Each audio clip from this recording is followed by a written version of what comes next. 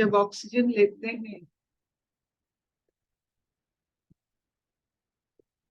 और carbon dioxide छोड़ते हैं, ये बहुत बढ़िया बात कथा है और इसमें जीवन की इस वजह से जीवन धारण हो सकता है। लेकिन जो चीज हम लेते हैं छोड़ते हैं, कभी हमने ये सोचा कि ज्यादा या कम लेने से क्या होता है? जितना आप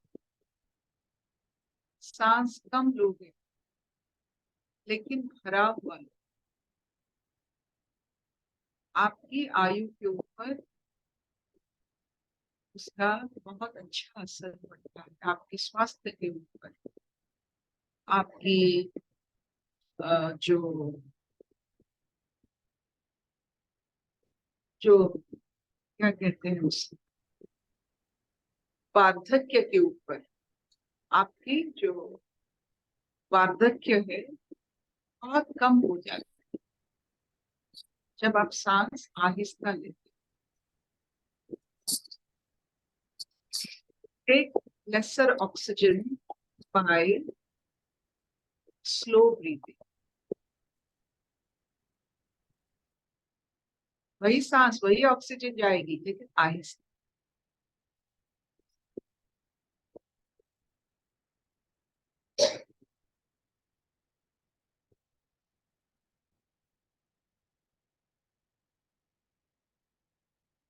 इसलिए प्राणायाम बहुत बड़े काम की चीज है वार्धक्य को सीमित करने में। आप उम्र जिए लेकिन उसका असर क्यों आपके होश पर पड़े, आपके दिमाग पर पड़े, या क्यों? तो उसका एक नुस्खा है कि आप आहिस्ता अपना सांस लेंगे, भर भर के सांस भर लीजिए, सांस आहिस्ता, वेरी स्लो, और छोड़िए वेरी।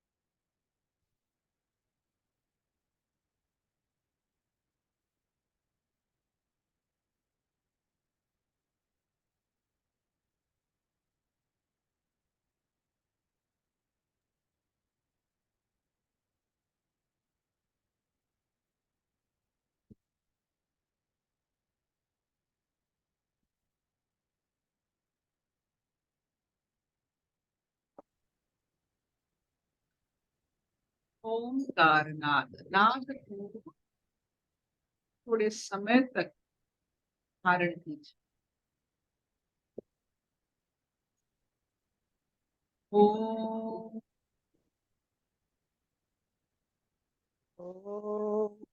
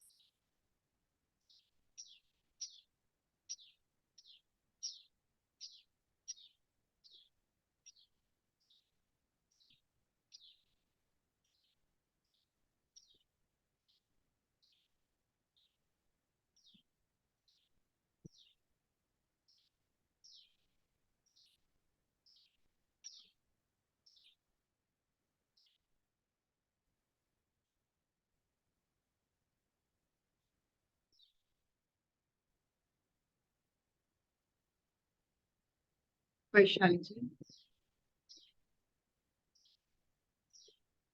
इस शुद्ध हरिओम अर्पिता, हरिओम सभी की। हरिओम। हम लोग हाँ दूसरा अध्याय, उसका आज हम लोग श्लोक नंबर 21 पढ़ेंगे। भगवान के वचन। श्री भगवान उवाच वेद विनाशम नित्यम य एनम अजम अव्ययम कथम स पुरुषः पार्थ कम घातयति हन्तिकम्। वेद अविनाशम नित्यम य एनम अजम अव्ययम कथम स पुरुषः पार्थ कम घातयति हन्तिकम्। हे पृथापुत्र अर्जुन, जो पुरुष इस आत्मा को नाश रहित, नित्य, अजन्मा और अव्यय मानता है, वह पुरुष कैसे किसको मरवाता है और कैसे किसको मारता है। हरिओम।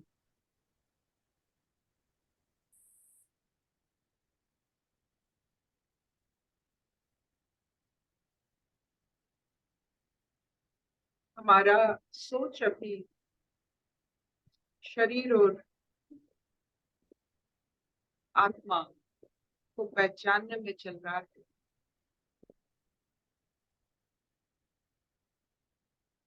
ये शरीर एक वस्त्र, जो आत्मा धारण करता अपने मौज से, अपनी खुशी से, अपने आनंद से, अपनी इच्छा से।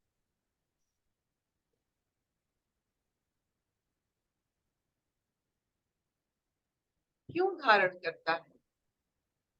इतने सारे रूप काया क्यों धारण धरती पे धारण होता है? क्यों धारण हुआ? इससे अगर आप मान लो कि ये ईश्वर का खेल,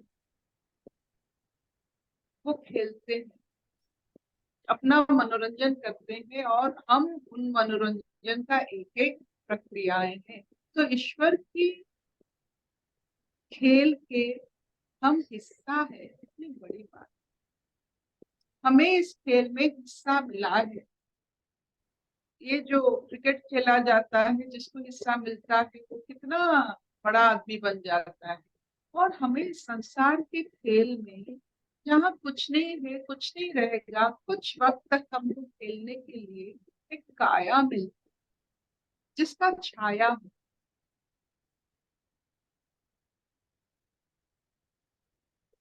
जो ईश्वर है, उनकी जो तत्व है, उसी तत्व से सब कुछ बनाया गया। ये शरीर, ये आत्म तत्व, ये सब ईश्वर का तत्व से बनाया गया है। इसीलिए सब निर्मल है, सब शुद्ध है। हे अर्जुन,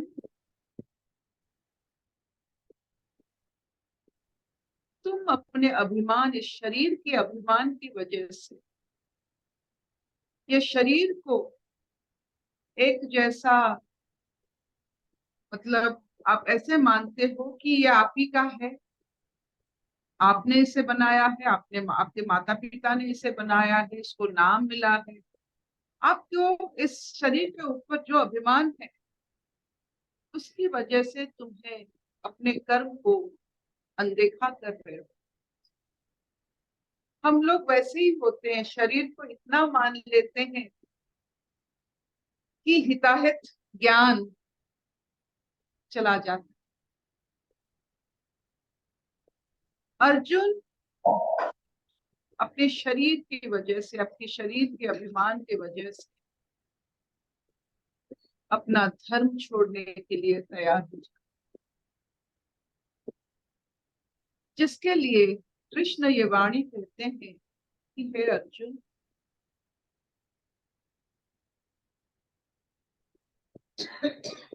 आत्म अभिमुखी रहने से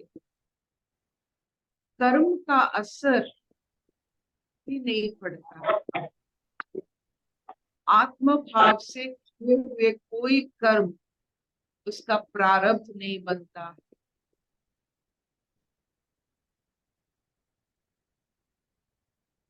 शरीर ध्यास से किया हुआ हर कर्म का प्रारब्ध बनता।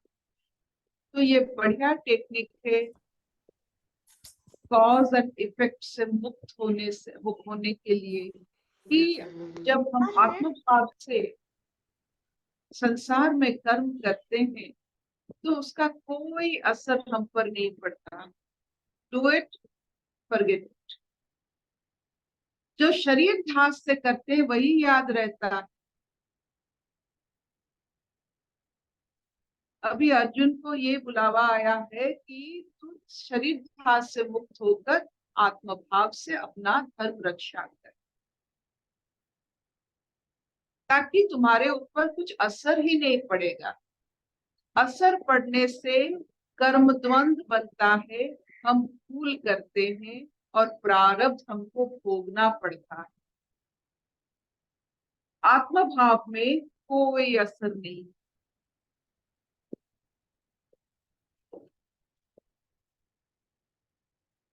आपने सब ये अनुभव किया होगा जब आप रसोई शाल में रसोई करते हो किसी अतिथि के लिए, और जब आप ईश्वर के लिए प्रसाद बनाते हो।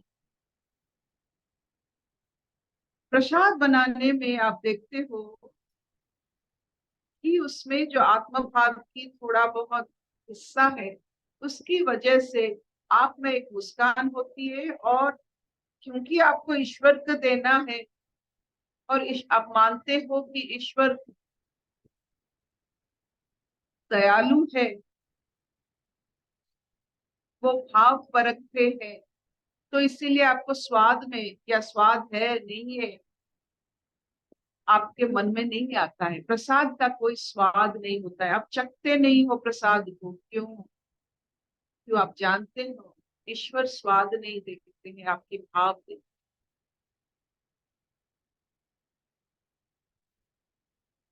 तो संसार में स्वाद चखने वाला शरीर होता है,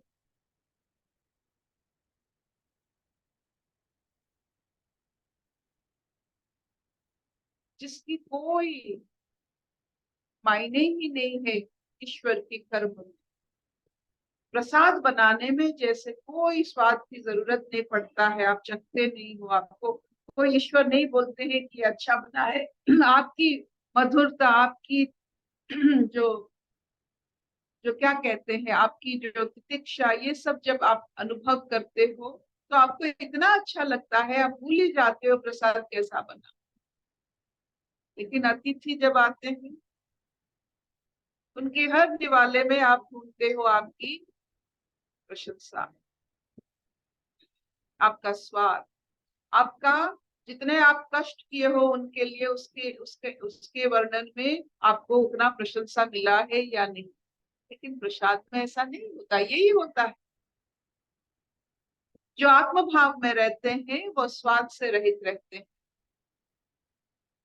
जो शरीर ध्यास से रहते हैं वो प्रशंसा और निंदा के बारे में इतना सोचते हैं कि वो म्रियमाण हो जाते हैं शोक से।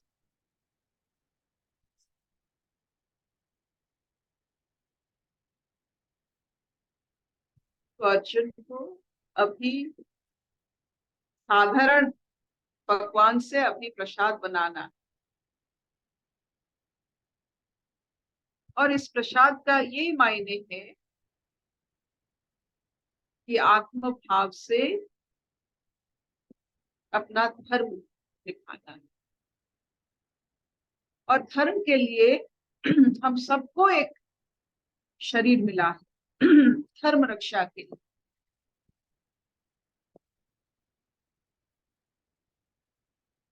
और इस शरीर का जितने सारे शरीर है, ईश्वर का तत्व इंसानों की समझ इंसान ही सिर्फ समझ सकते हैं, मनुष्य ही सिर्फ समझ सकते हैं। एक अच्छे इंसान, एक अच्छे मनुष्य, एक उदार मनुष्य, एक बहुत ही जो कहते हैं cultured man, refined man, Arjun जैसा, जो शोक में बह गए, उनके लिए कितने सुंदर सुंदर शब्द की प्रयोग होता है। कृष्ण की के बातें इतना सुंदर है कि ये समय, जितना भी समय आए जाए, ये वाक्य ऐसे ही रहेगा सबके लिए, सब अर्जुन के लिए।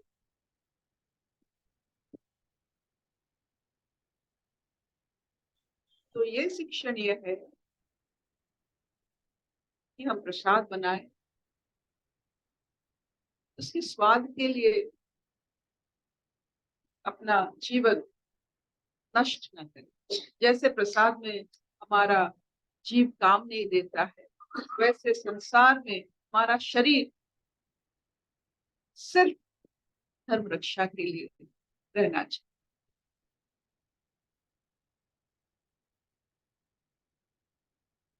अगर आपको थोड़ा बहुत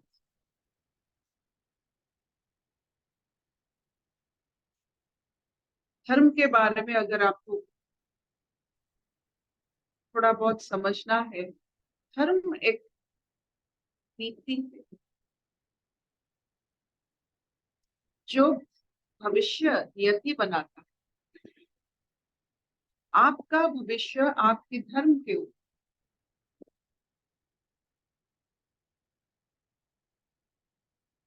आपने जितने धर्म रक्षा किए हैं, आपका भविष्य उसी से जुड़ा।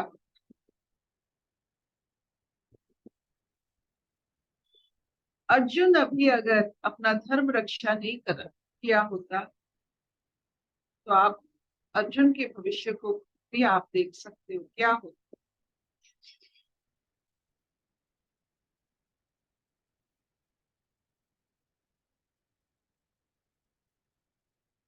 मेक द वर्ल्ड ब्यूटीफुल,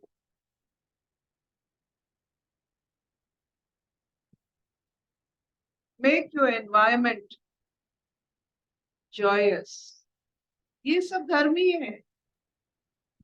आप घिस जाओ चंदन की तरह, लेकिन महक आए।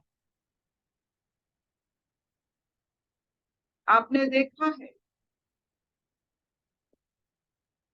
कि जब देव दानव का मंथन चल रहा है, कुर्म अवतार में वो पर्वत को कुर्म अवतार उसको रखे हुए हैं, जिसमें घिसते हैं।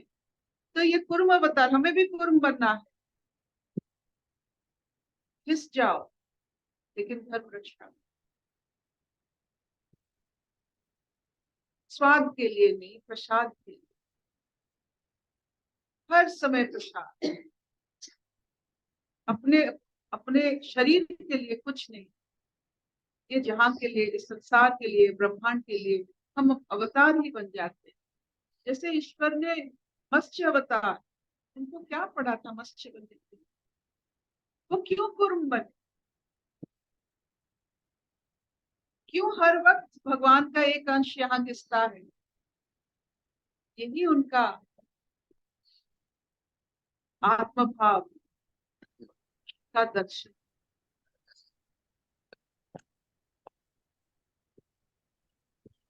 क्या इतना चलेगा?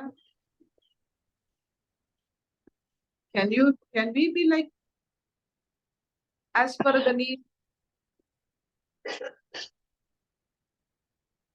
देव दानव कला क्लेश कर रहे हैं, विष्णु जी को कुर्म बनना पड़ता है, तो हम क्यों ना बन पाए? यही उनका धर्म है। ईश्वर का धर्म वो रक्षा करते हैं, तो हम क्यों ना अपना धर्म रक्षा करें?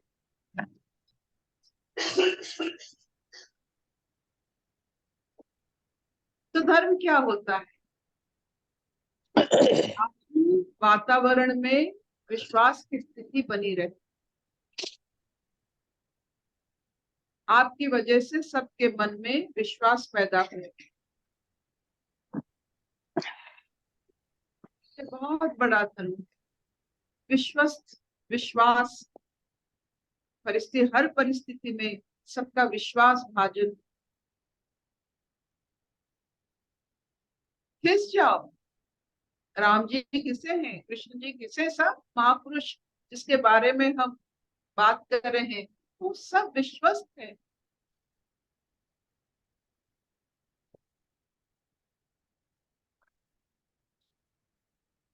क्या इतना चलेगा?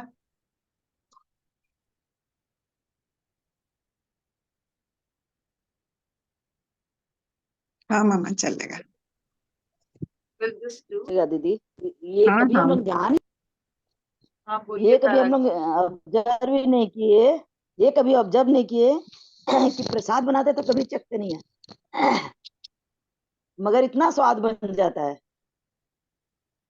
और कोई गेस्ट आता है तो चख चख के बनाते हैं कि भाई सब चीज सही होना चाहिए। सबसे बड़ी बात यही होता है जीवन में, आप कुछ चखते नहीं हो तब वो प्रसाद होता है, जब चखना शुरू कर देते हो वो संसार हो जाता है, वो सिर्फ निवाला खाना बन जाता है।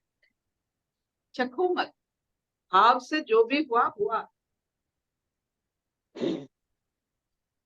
सही, इतना खुलता है आपके के पास। Thank you. असतो मा सत्तमय, कभी तमसो ध्यान नहीं। मा ज्योतिर्गमय, मृत्युर्मा अमृतं गमय।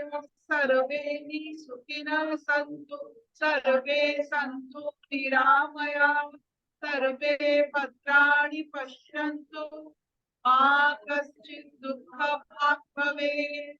ॐ शान्ति शान्ति शांति।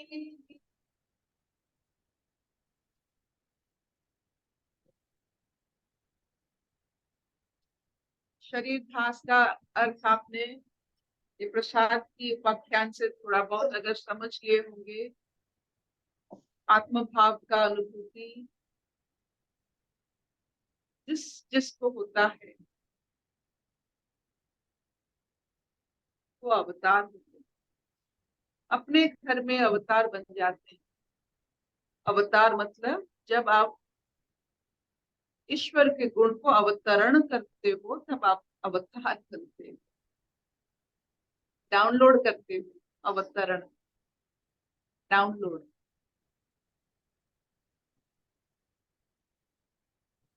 समझा नहीं? हाँ मामा थैंक यू।